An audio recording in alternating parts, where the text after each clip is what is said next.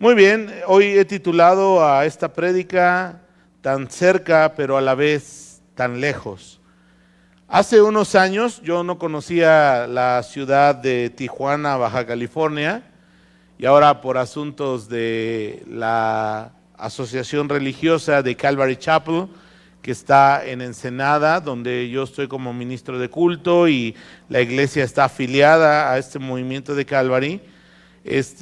Tuve la oportunidad de ir a Tijuana y uno de los lugares, voy a llamarle así, icónicos que la mayoría de gente visita cuando llegan a Tijuana, está en un lugar que se llama Playas de Tijuana, que está pegadito a San Diego. Lo que ustedes ven en la imagen es un muro ya de varios años, de hecho creo que lo están renovando o ya lo terminaron de reconstruir. Yo todavía conocí el muro así como se ve en la foto. Y bueno, el asunto es que de este lado, del lado que está grafiteado, es México, y justo del otro lado ya son los Estados Unidos. Y lo que me platicaban ahí quienes me llevaban es que hace muchos años era como una forma de comunicarse, porque personas que vivían en Estados Unidos pero no podían venir a México porque no tenían papeles, y personas que estaban en México queriendo ver a sus familiares pero no podían ir a Estados Unidos porque no tenían papeles, podían mirarse a través de la reja y darse un saludo y quizá platicar. Con los años, el gobierno de Estados Unidos ya no permitió que las personas del lado americano se acercaran al lado mexicano aquí en la valla, ¿no? Y yo cuando estaba ahí pensaba, ¿no?, en la cantidad de historias, en la cantidad de personas que por necesidad o diversas causas han tenido que dejar su país, dejar su tierra e ir en busca del sueño americano. Y también cuando estaba yo ahí parado, porque toqué la valla, incluso metí mi mano y dije, ya mi mano por lo menos está en Estados Unidos, ¿verdad? Yo decía, la gente que tiene ese sueño de estar buscando prosperidad, buscando una mejor vida en los Estados Unidos, yo decía, qué frustrante estar tan cerca, pero a la vez tan lejos, ¿no?, de poderlo lograr. Porque ahora es mucho más complicado cruzar. Y muchos de los que cruzan, tuve la oportunidad de ir a Arizona en este verano, y la verdad es un clima como para morirse ahí, ¿no? Nunca había estado en un lugar tan caliente, y estaba viendo el desierto y estaba mirando el paisaje lleno de matorrales, y yo decía, qué difícil es la decisión de quienes brincan a los Estados Unidos de manera indocumentada, porque no solo tienen que soportar el clima, no solo tienen que pagar grandes cantidades de dinero para el coyote que supuestamente los va a llevar, a muchos los cárteles los toman de mulas para cruzar droga en esa travesía, y a veces abusan de las mujeres que van en esas travesías, ¿no? Entonces, hermanos, realmente es algo difícil, y yo pensaba eso cuando estaba aquí. Decía, qué frustrante, qué difícil ha de ser estar tan cerca, pero a la vez tan lejos.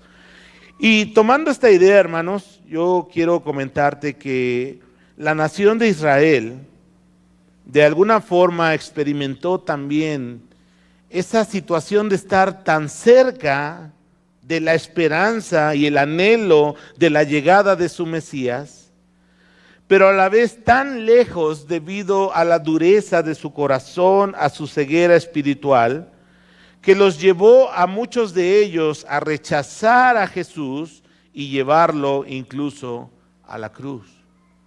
Imagínate esa multitud de israelitas del siglo I, unos días antes de la crucifixión, diciendo, Hosana al Hijo de David, bendito el que viene en el nombre del Señor.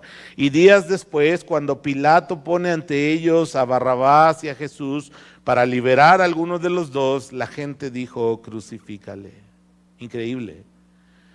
Pero hermanos, yo creo también que es una experiencia de estar tan cerca, de tener las promesas de Dios, la esperanza que Dios les había dado a través de las profecías en el Antiguo Testamento, y a la vez tan lejos por la dureza de su corazón y no entender los signos de los tiempos. El capítulo 8 de Romanos, hermanos, terminó con una poderosa declaración. Nada podrá separarnos del amor de Dios que es en Cristo Jesús, Señor nuestro. Y lo último que te compartía el domingo pasado es: nada ni nadie podrá poner un espacio entre Dios y tú. Nada ni nadie podrá cambiar el amor que Dios tiene por ti. Nada ni nadie te quitará lo que Él ha ganado en favor nuestro y ya te ha dado. Nada ni nadie impedirá que se cumpla el futuro glorioso al que Él nos ha destinado. Lo mejor está por venir, hermanos. Y nada ni nadie lo impedirá. Amén.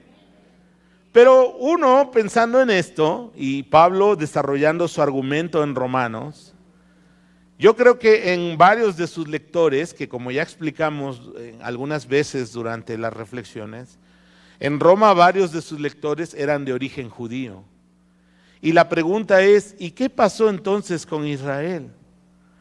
Porque si Israel es el pueblo de Dios, son el amado y escogido pueblo de Dios, ¿por qué Israel no abrazó al Mesías y la fe en él? Sino que lo rechazó, y no solo eso, lo llevó a la cruz.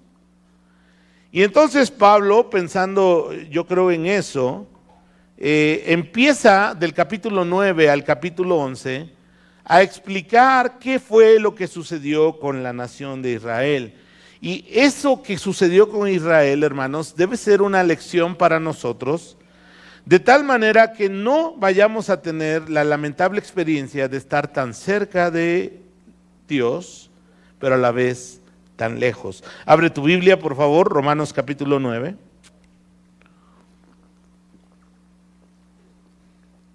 No sé si se dé cuenta, pero hoy estamos rebasando el 50% de Romanos. Tiene 16 capítulos, hoy comenzamos capítulo 9. Y el capítulo 9, versículo del 1 al 18, que es la parte que vamos a reflexionar hoy, dice lo siguiente: verdad digo en Cristo, no miento, y mi conciencia me da testimonio en el Espíritu Santo que tengo gran tristeza y continuo dolor en mi corazón,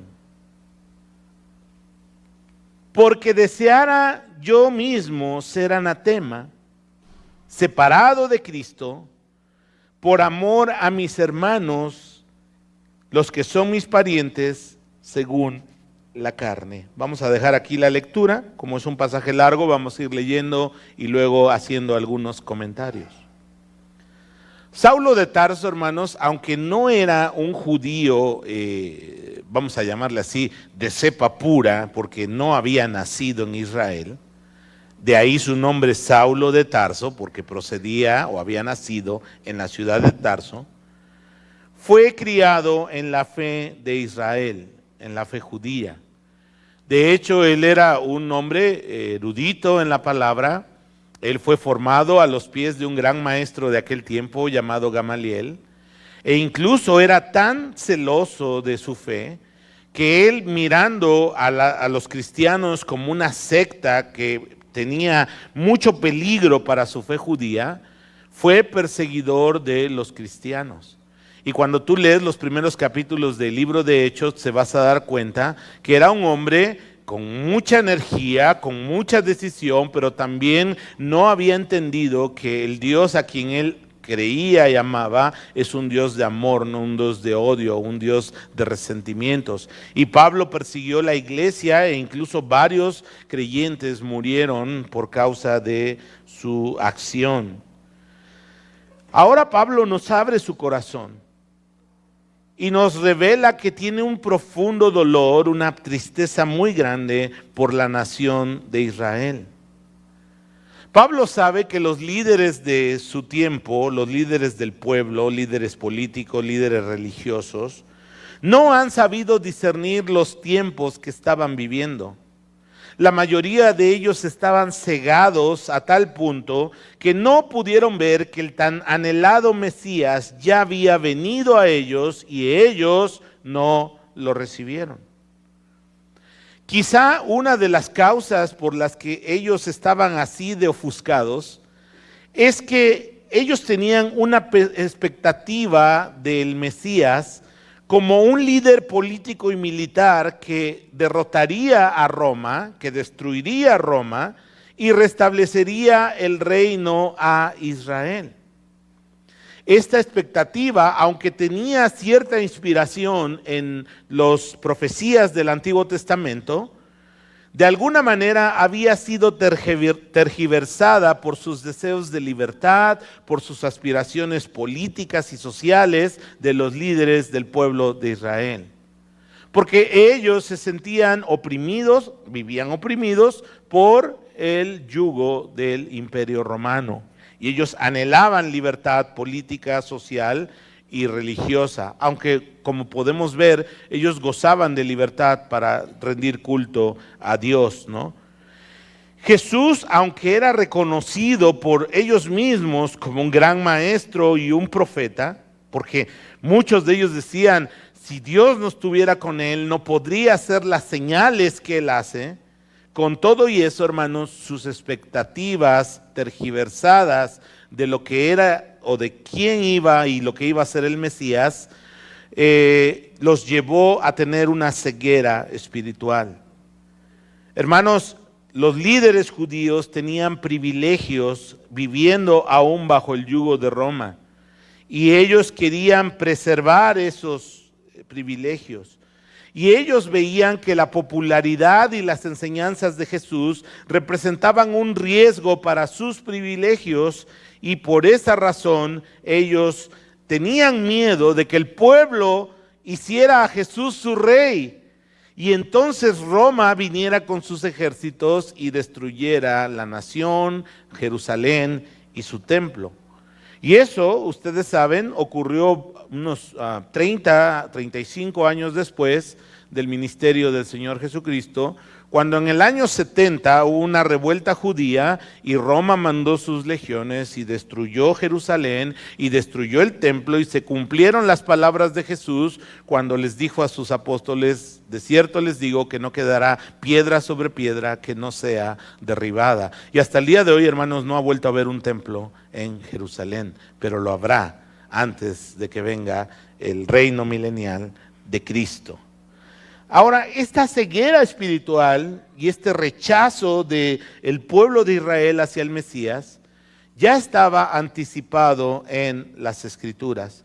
Mira, quiero que veas aquí en pantalla, en Isaías capítulo 6, versículo 10, lo que dice la palabra. Mira, cuando Dios llama a Isaías, lo llama para ser su profeta, pero miren lo que dice.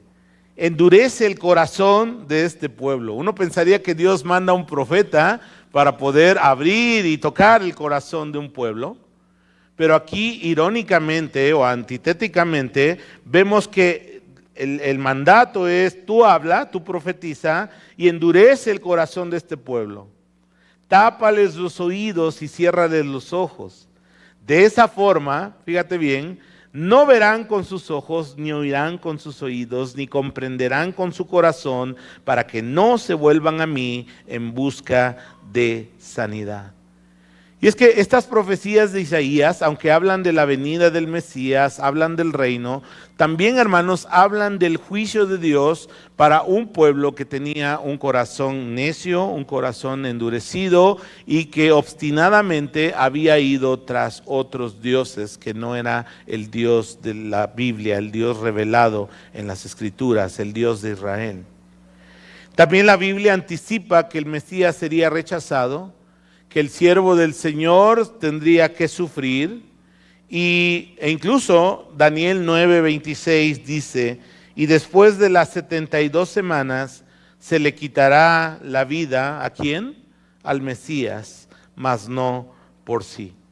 Entonces, hermanos, ese rechazo de Israel hacia Jesús y llevarlo a la cruz no es algo que se salió de control del plan de Dios, sino más bien obedece a un plan perfectamente trazado, detallado, para que ese rechazo de Israel hacia Cristo hiciera que la luz del Evangelio alcanzara no solo a Israel, sino a todas las naciones. Hermanos, Jesús mismo lamentó la ceguera de su pueblo. En Lucas 19 versículos del 41 al 42, cuando él está previo a su pasión y va yendo a Jerusalén, dice el evangelista lo siguiente: y cuando llegó cerca de la ciudad, al verla, ¿qué hizo el Señor? Lloró sobre ella diciendo: oh, si también tú conocieses, a lo menos en este tu día, lo que es para tu paz, mas ahora está encubierto a tus ojos. Hay un libro muy interesante que les recomiendo comprar y leer, se llama Eventos del Porvenir, de un autor que se llama Dwight Pentecost. Y él, no lo traje hoy porque traigo más material, si no nos vamos a ir a las 3 de la tarde, ¿verdad? Pero él hace unas cuentas muy interesantes. Desde la promulgación del edicto de Ciro para ir a reconstruir Jerusalén, de las 69 semanas, ¿verdad?, que están aquí en la profecía de Daniel, y hace cuentas sobre los años judíos de 360 días, los convierte a los años calendarios nuestros, agrega los días bisiestos, y curiosamente la fecha da un 14 de marzo cuando se da la entrada triunfal de Cristo a Jerusalén. Es increíble, ojalá tenga oportunidad, si no luego ahí en redes sociales les comparto, hay una imagen de eso, pero es increíble lo que Dios revela, Él lo cumple en su palabra. Y Dios irrumpe en la historia humana, ya sean creyentes o paganos, para hacer su voluntad. Y Jesús sabe que ese es el día. Va a la entrada triunfal a Jerusalén. Y Jesús llora porque lamenta que el pueblo esté cegado, que el pueblo esté endurecido y no se dé cuenta que ese es el día de su visitación. El evangelista Juan también lo plasma así en su evangelio. Capítulo 1, versículo 11 y 12. Tú lo conoces este versículo. A lo suyo vino y los suyos, dígalo conmigo, los suyos no lo recibieron. Mas a todos los que le recibieron, a los que creen en su nombre, les dio potestad de ser hechos hijos de Dios. Amén.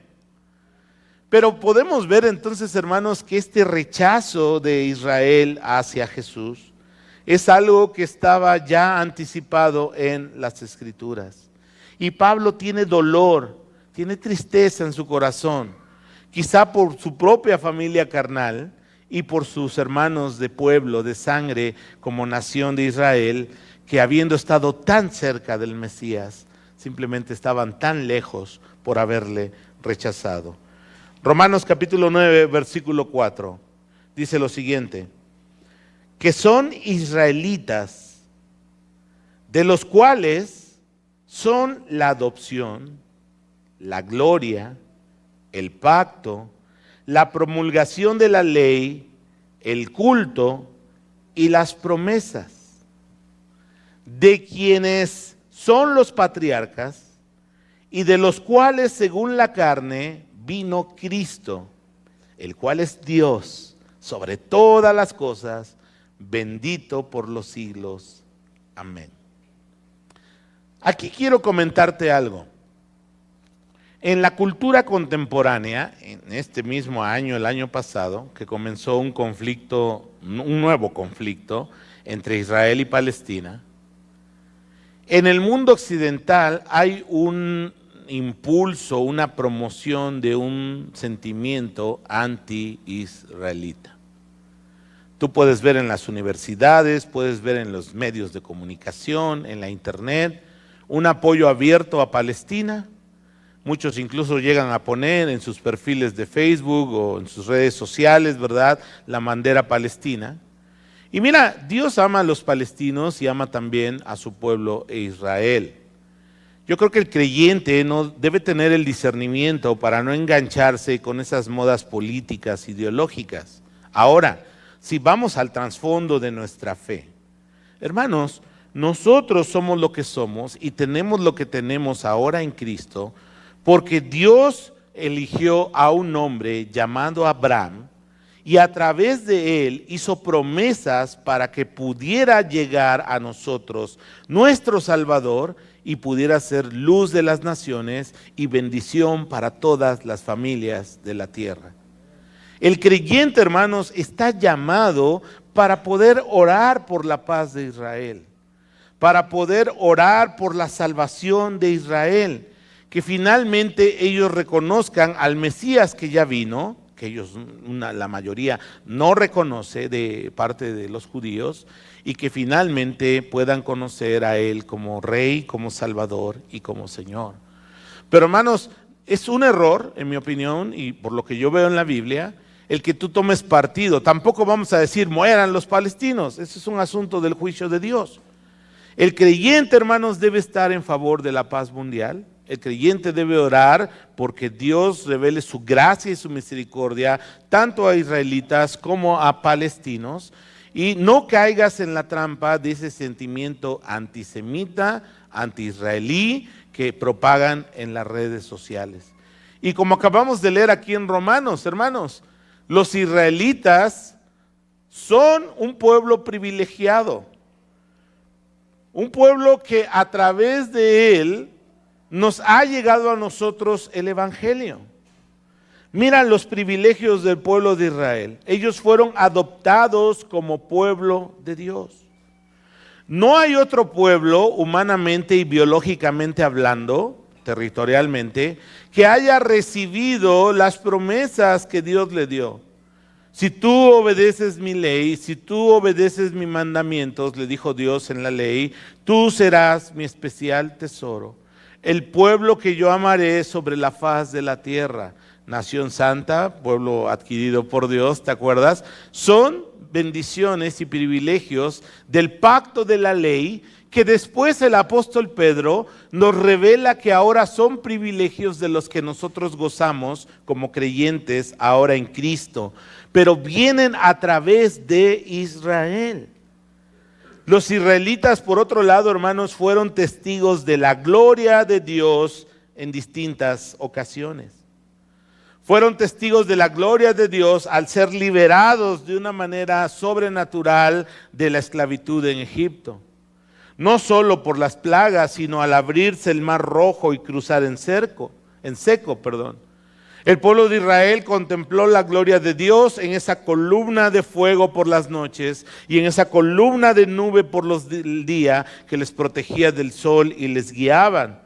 El pueblo de Dios fue testigo de la gloria de Dios en el monte de Sinaí, a tal punto que el monte temblaba, salía humo, caían relámpagos y dijeron: Moisés, no nos lleves contigo, ve tú solo allá porque no sea que muramos. Y Dios se reveló de esa forma su gloria y les dio su ley.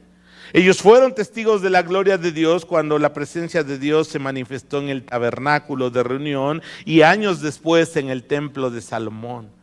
Hermanos, ellos incluso han sido testigos de la gloria de Dios cuando el Dios hecho hombre encarnado habitó entre ellos, caminó entre ellos, comió con ellos y les compartió el mensaje de las buenas noticias de Dios. Un pueblo privilegiado, sin duda, que vio la gloria de Dios y ha visto la gloria de Dios de muchas maneras. En tercer lugar, ellos son el pueblo de los pactos, el pueblo del pacto. Hay 7 pactos en la Biblia, no voy a mencionarlos todos, pero voy a mencionar rápidamente 4 pactos que tienen que ver con la obra de salvación en Cristo para nosotros. En primer lugar está el pacto que se conoce como el pacto abrámico, el pacto que Dios hizo con Abraham. Tú puedes encontrar esto en Génesis capítulo 12 y en Génesis capítulo 15. En Génesis 12, del versículo del 1 al 3, Dios le dice a Abraham, lo siguiente: haré de ti una nación grande y te bendeciré, y engrandeceré tu nombre y serás bendición. Y al final de ese versículo le dice: y en ti serán benditas todas las familias de la tierra. Y hermanos, nosotros hemos sido bendecidos por Dios. Tu familia ha sido bendecida por Dios, tu propia vida ha sido bendecida por esa promesa de Dios hecha a Abraham, que nos ha alcanzado a nosotros a través de Cristo. Génesis 15 nos revela a un Abraham un poco desilusionado por esa promesa, porque te acordarás, o puedes leerlo en casa. Abraham está un poco agüitado, diríamos, está un poco como desanimado. porque no tiene hijos. Incluso Dios se le manifiesta y le dice, Dios, oh, te voy a estar bendiciendo. Y Abraham le dice, pues sí, Señor, pero no me has dado prole, no me has dado hijos. Y el que va a heredar todas mis riquezas y va a heredar lo que tengo es este siervo Damaseno Eliezer. Y Dios le vuelve a prometer que aún en su vejez le va a dar un hijo. Porque, ¿sabes? Dios quiere mostrarle a Abraham que lo que él va a hacer no es el resultado de sus obras, sino la obra soberana de Dios en él, en Sara, para bendición de toda la tierra. Dios avanzando sus planes en la historia humana de salvación. Y mira, entonces recordarás que Dios lo saca afuera y le dice, mira las estrellas, trata de contarlas. Y Abraham concluye lo mismo que nosotros, son innumerables. Mira la arena del mar, trata de contarlas. Y Abraham dice, no se pueden contar, así será tu descendencia. Y Dios hace un pacto con Abraham ahí en Génesis 15. Se conoce como un pacto de sangre. El otro día creo que expliqué algo sobre los pactos. Y el pacto de sangre consistía en tomar un animal del ganado, probablemente una res, y era partida por la mitad. Imagínate lo grotesco, lo claro de ese pacto. Y se ponía la mitad del animal de un lado y la mitad del animal de otro lado. Y entonces quienes hacían el pacto tenían que caminar entre los dos pedazos del animal. Y el simbolismo era este: así me pase, como al animal que está ahí destrazado y partido por la mitad, si yo no cumplo con lo que he acordado. Y lo hermoso de Génesis 15 es que dice que el único que pasaba era una teofanía de una llama de fuego en medio de las dos mitades, lo cual implica que era un pacto incondicional. Dios comprometiéndose a cumplir las promesas que le había hecho a Abraham en ese pacto de sangre, pasando su presencia manifestada en esa flama de fuego en medio de del animal partido. Y entonces Dios hace este pacto con Abraham y Dios le dice, perezca a Dios, que eso es imposible, pero Dios está usando la cultura de su tiempo para manifestar que Él es fiel y va a cumplir su pacto. En ti serán benditas todas las familias de la tierra. Un segundo pacto, hermanos, es el pacto del Sinaí. Ahí lo tengo, el pacto sinaítico, donde Dios le da a su pueblo la ley. Nosotros normalmente asociamos la ley con los 10 mandamientos, ¿verdad? Seguramente alguna vez has visto las películas que hablan sobre de ellos, 2 tablas de piedra y ahí en hebreo 10 mandamientos, ¿no?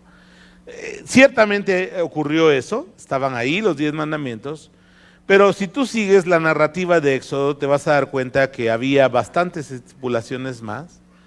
Y Dios le da al pueblo su ley, Éxodo del 20 al 24.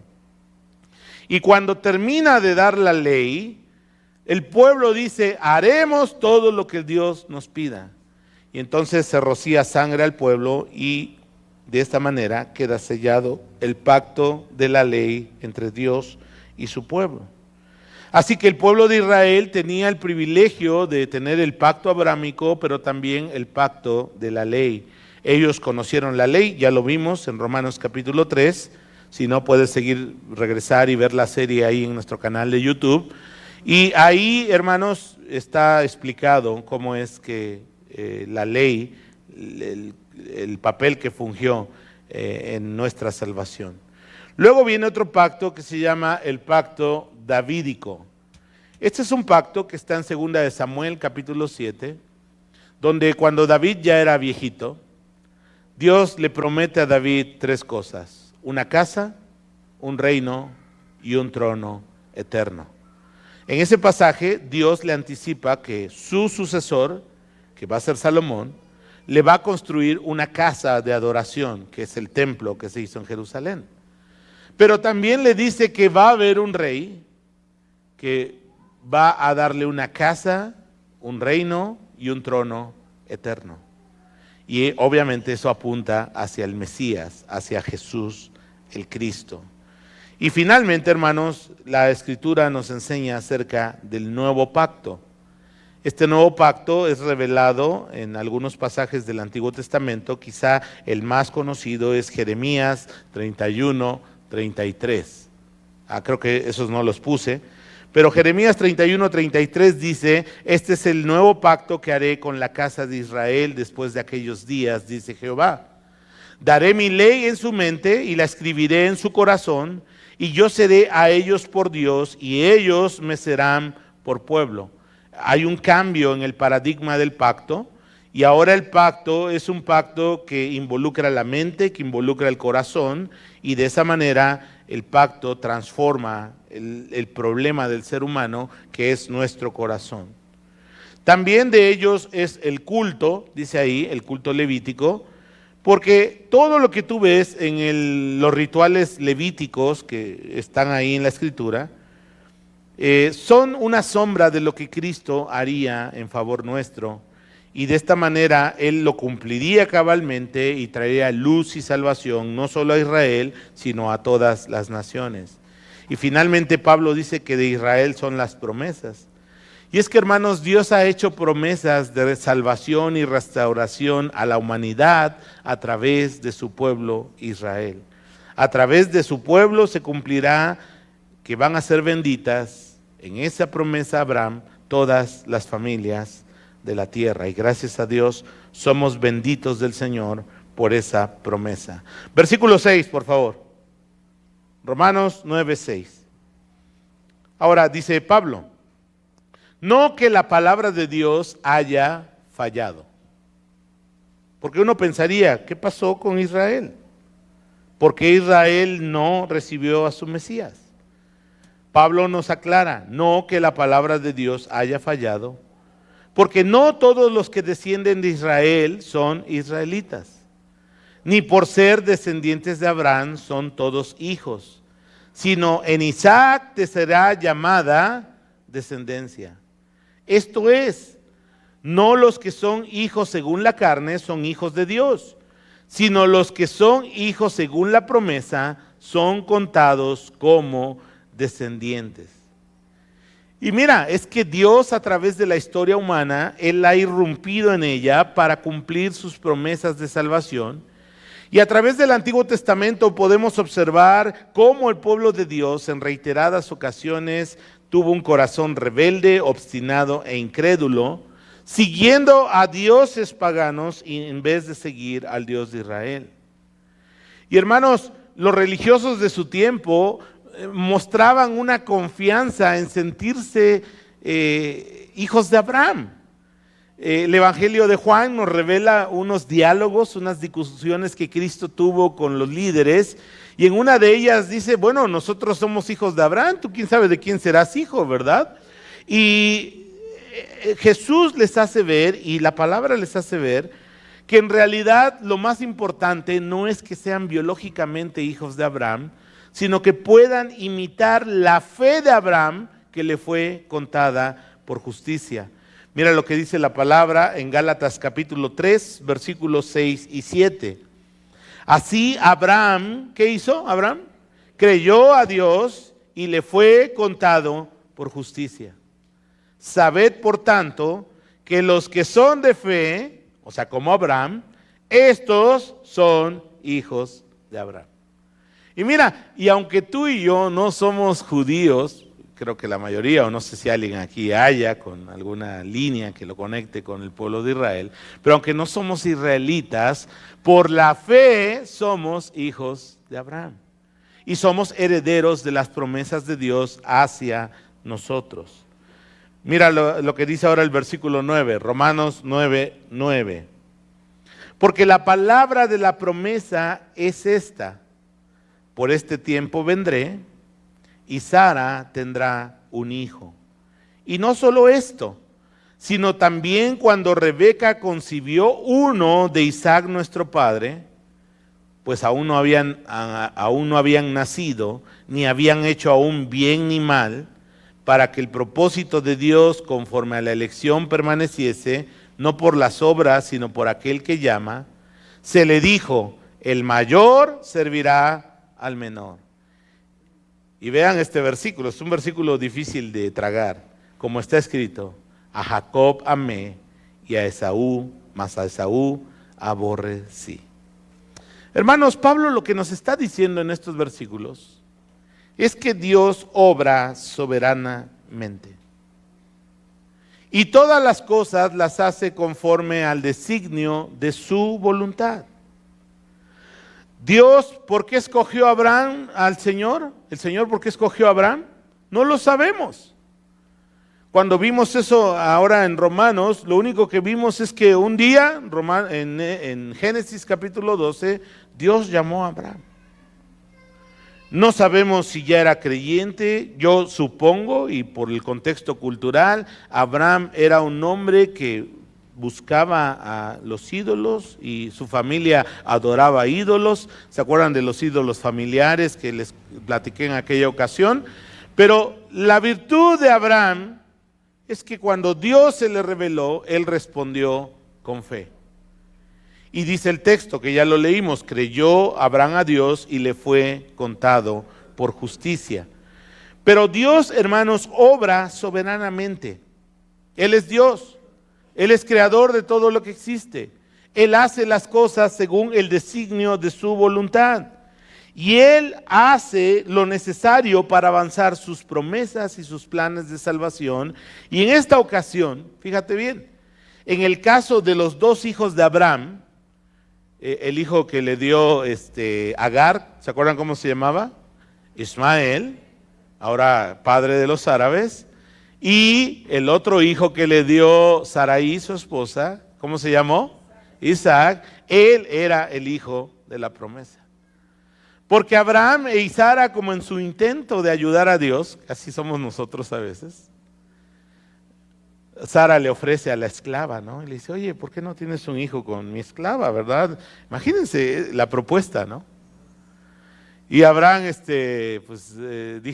diría el dicho mexicano, a quien le dan pan y llora, ¿verdad? Y tuvo relaciones con Agar y tuvieron un hijo, Ismael, y Dios le dijo, no es por ahí. Finalmente Dios le dio un hijo a Abraham, que se llamó Isaac. Y ahí como que la elección de por dónde iría la promesa no estaba como muy difícil de hacer. Porque Ismael no era hijo de la esposa, sino era hijo de la esclava. Y entonces en Isaac le sería llamada descendencia. Pero después en el matrimonio de Isaac, cuando él se casa con Rebeca y tienen gemelos, ahí por cultura era Esaú el primogénito el que debía continuar con la promesa a través de él. Pero por una razón soberana, porque incluso Pablo aquí explica, no habían nacido ni habían hecho algo malo como para que Dios dijera, mira, Esaú se portó mal y por eso lo voy a castigar. No, aún antes de nacer, Dios determinó que la línea de la promesa no iría a través de Esaú, sino a través de Jacob. Y eso nos muestra algo, hermanos. Dios es soberano y Él va a hacer lo que Él se ha propuesto. Ahora, eso no debe causarnos temor, porque todas las obras que Dios hace, déjame ver si lo tengo por acá esa diapositiva, todas las obras que Dios hace están impregnadas de sus atributos. Dios es santo, Dios es bueno y Dios es amoroso. Y hay cosas que Él permite en nuestra vida que no entendemos, que nos duele, que nos confunden. Pero hermanos, la fidelidad de Dios en el pasado debe ser una base sólida para la aflicción que estemos viviendo en el tiempo presente. Y debemos recordar lo que ya vimos con Ever Bautista hace 2 semanas. Sabemos que los que aman a Dios, todas las cosas confluyen para el bien de esos hijos de Dios. Y entonces, hermanos, Dios actúa soberanamente, pero no lo va a hacer con injusticia, no lo va a hacer de una manera que niegue los atributos de Dios. Dios es bueno, Dios es santo y Dios nos ama. Y todo lo que haga en nuestras vidas va a llevar en esencia esos atributos en lo que permita en nuestras vidas. Claro, cuando las cosas van bien, cuando pedimos algo a Dios y estamos prosperando, las cosas están saliendo súper bien como lo hemos pedido, entonces sí decimos, Dios es bueno, Dios es santo y Dios es amoroso. El reto en nuestra fe es cuando llegan a nuestra vida situaciones complicadas, difíciles, dolorosas, y que podamos seguir teniendo en nuestro corazón la confianza de que Dios es santo, Dios es bueno y Dios aún así me sigue amando. Confía en el Señor. No permitas que la aflicción del tiempo presente te desenfoque, que solo estés mirando el punto negro en lugar de ver el panorama completo y recordar que el Padre que te ama, el Padre que dio a su Hijo Jesucristo en la cruz, el Padre que envió a su Espíritu para que nosotros le conociéramos, es un Dios santo, un Dios bueno y un Dios de amor. Descansemos en eso, hermanos. Dios nos ama. Amén. Entonces, el texto que termina este párrafo que leímos dice, a Jacob amé y a Esaú aborrecí. Ahora, tiene que ver un poco con las traducciones. El término griego que usa Pablo, miseo, puede traducirse simplemente como despreciar o rechazar o amar menos. O sea, de repente uno podría pensar, Dios odia a Esaú, ¿quién sabe por qué? Pero si tú ves la historia de Esaú en el libro del Génesis, Esaú fue un hombre que también estuvo bendecido por Dios. Años después, cuando se vuelven a reencontrar, un reencuentro familiar muy complicado, Jacob y Esaú, Jacob estaba temeroso. Incluso dice que repartió a sus hijos, pues tenía 12 chavos, imagínate, y le dijo, a ver, Raquel, tú vete con unos por allá, y tú vete, Lea, por allá con otros, y a Silpa, tú vete, y ya los repartió. Incluso hizo como grupos de bandadas por si se armaba el pleito ahí, porque Esaú solo venía con 400 hombres de guerra a ver a su hermano Jacob. Y a cualquiera de nosotros nos hubieran temblado las patitas, ¿verdad? Con una situación así. Sin embargo, cuando vemos el encuentro entre Jacob y Esaú, podemos ver a un Esaú cambiado, un Esaú sin rencores, un Esaú que le dice, mira, no te preocupes, porque Jacob llegaba con un presente, tenga, Señor mío, me imagino dándole pieles, oro, y le dijo Esaú, no te preocupes, Dios me ha bendecido tanto. Tengo lo suficiente. Y después, si tú ves el relato del Génesis, te vas a dar cuenta que Dios le dio a Esaú descendencia. Sí, después hubo un conflicto donde Dios juzgó a Edom, que es la nación descendiente de Esaú, y finalmente Edom fue una nación que desapareció. Pero Esaú como persona no es que Dios lo odiara sin ninguna causa. Dios incluso terrenalmente lo bendijo y lo prosperó. Solo que en sus planes soberanos estaba que el pacto y las promesas no fueran a través de Esaú, sino a través de Israel, que es Jacob. Entonces, hermanos, son textos de repente complicados de entender. Espero ser claro para poder compartírtelo y explicártelo. Versículo 14. ¿Qué pues diremos? ¿Que hay injusticia en Dios? Porque eso es lo que uno pensaría. ¿Por qué Dios rechazó a Esaú y amó a Jacob? Pero Pablo nos dice, no hay injusticia en ninguna manera. Pues a Moisés le dice, tendré misericordia del que yo tenga misericordia. Y me compadeceré del que yo me compadezca. Escucha muy bien. Así que no depende del que quiere, ni del que corre, sino de Dios que tiene misericordia. Porque la Escritura dice a Faraón, para esto mismo te he levantado, para mostrar en ti mi poder, y para que mi nombre sea anunciado por toda la tierra, de manera que de quien quiere tiene misericordia, y al que quiere endurecer, endurece. Ahora, hermanos, nosotros, si estamos en Cristo, hemos recibido la gracia, el amor, el favor de Dios en nuestras vidas. Y debemos reconocer que es obra de Dios. Hermanos, la voluntad de Dios para la raza humana en este tiempo es que crean, se arrepientan y puedan ser salvos. Ciertamente habrá casos donde Dios en algún momento ejerza su voluntad soberana y tenga misericordia del que quiera tener misericordia y endurezca al que quiera endurecer.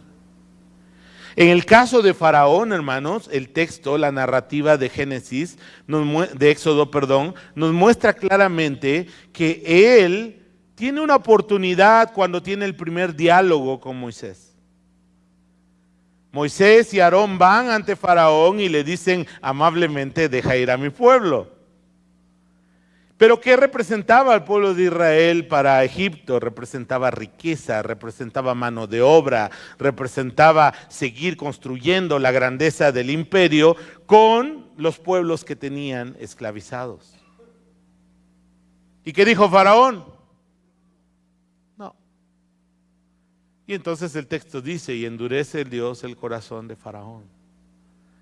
Porque Dios soberanamente en ese momento usa la dureza del corazón de Faraón para hacer famoso su nombre en toda la tierra. Y hermanos, la historia de la liberación de Israel, las 10 plagas, cruzar el Mar Rojo, Israel en el desierto, son historias, hermanos, que se conocen en todo el mundo.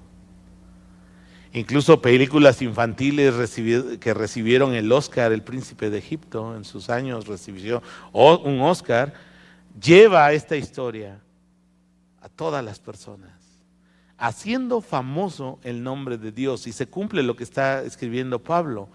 Te he puesto a ti, Faraón, en un lugar de poder, en un lugar de autoridad, para yo mostrar mi gloria y hacer famoso mi nombre en toda la tierra.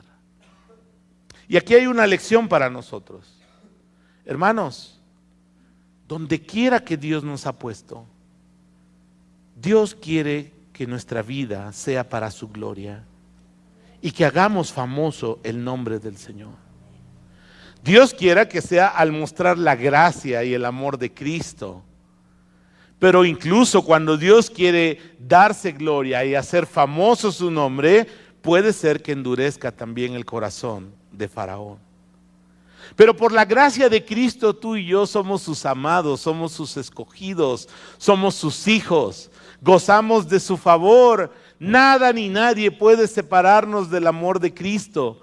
Y hermanos, hermanas, jóvenes, señoritas, por favor entiendan esto. Nuestra vida tiene el propósito de mostrar la luz de quién es Él y no nosotros. Y hermanos, nuestra vida debe ser para hacer famoso el nombre de Jesús aquí en la tierra. Y que todos sepan que somos sus seguidores. Que todos sepan que le amamos. Que todos sepan cuán agradecidos estamos por lo que tenemos, por lo que hemos recibido, porque todo ha sido por medio de Él y para Él. A Él sea la gloria. Amén.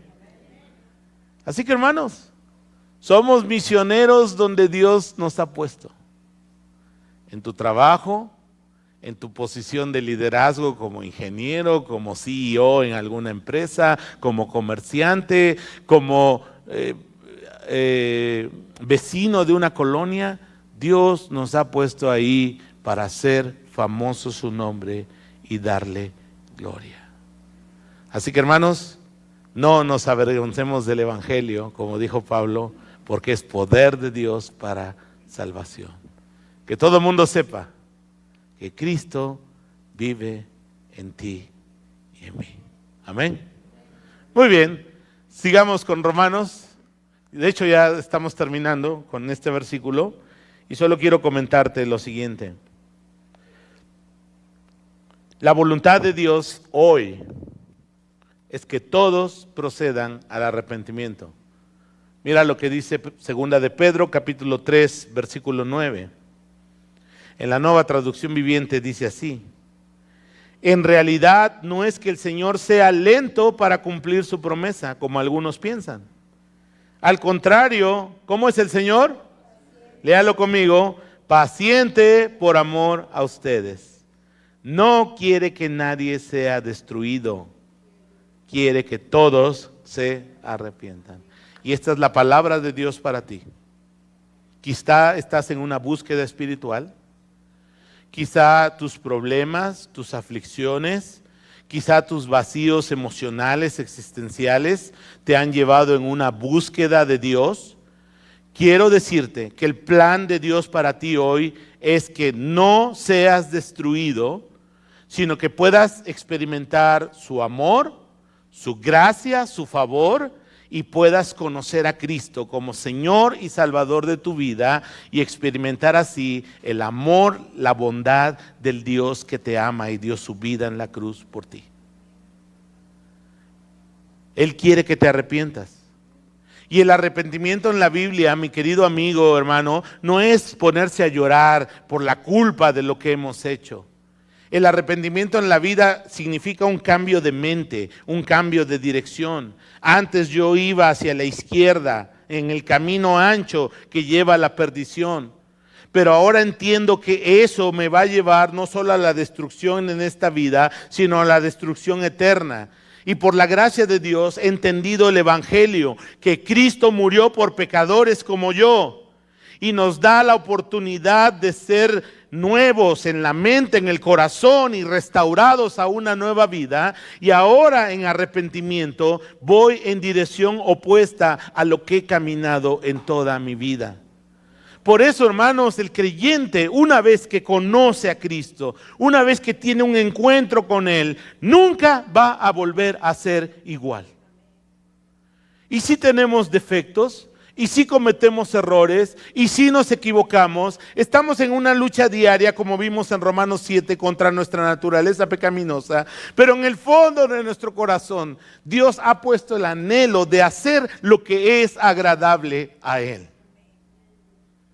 Sin Cristo jamás tendríamos ese anhelo, porque éramos esclavos del pecado, ahí aplastados por el pecado, viviendo solo para satisfacer los deseos de nuestra naturaleza pecaminosa. Pero ahora en Cristo, hermanos, hemos recibido libertad. Y si somos guiados por el Espíritu de Dios, Romanos capítulo 8, si dejamos que el Espíritu guíe los anhelos más profundos de nuestro corazón, vamos a buscar hacer lo que es agradable a Él. Hermanos, quiero terminar con lo siguiente. Ojalá no tengas la tragedia de estar tan cerca, pero a la vez tan lejos. De que Dios te haya permitido escuchar el Evangelio, que Dios te haya permitido entender el Evangelio y que al final, por tu corazón duro, por tu corazón no arrepentido, decidas no creer, decidas no seguirle, decidas no hacerlo Salvador y Señor de tu vida. Sería muy lamentable que cuando llegues a la eternidad simplemente hayas estado tan cerca, pero a la vez tan lejos. Terminemos con una oración. Padre, ruego a tu Espíritu que puedas traer convicción de pecado a aquel que no te conoce. Que Señor pueda quebrar todo orgullo, todo argumento que esté impidiendo que se entregue esta persona a ti. En Cristo somos más que vencedores. En Cristo gozamos de la misericordia y del favor de Dios. Hemos visto en tu palabra que tu voluntad hoy es que todos procedan al arrepentimiento. Y Señor, en tu nombre te pido que si en este lugar hay alguien que no te ha conocido, que no ha nacido de nuevo, le des la convicción de entregarse hoy, de rendirse hoy, de no poner más pretextos ni mirar más obstáculos y finalmente hacer a Cristo Señor y Salvador de su vida. Padre, haz esa obra porque solo tú puedes hacerla. En el nombre de Jesús oramos. Amén. Muy bien, hermanos, vamos a levantar nuestra ofrenda.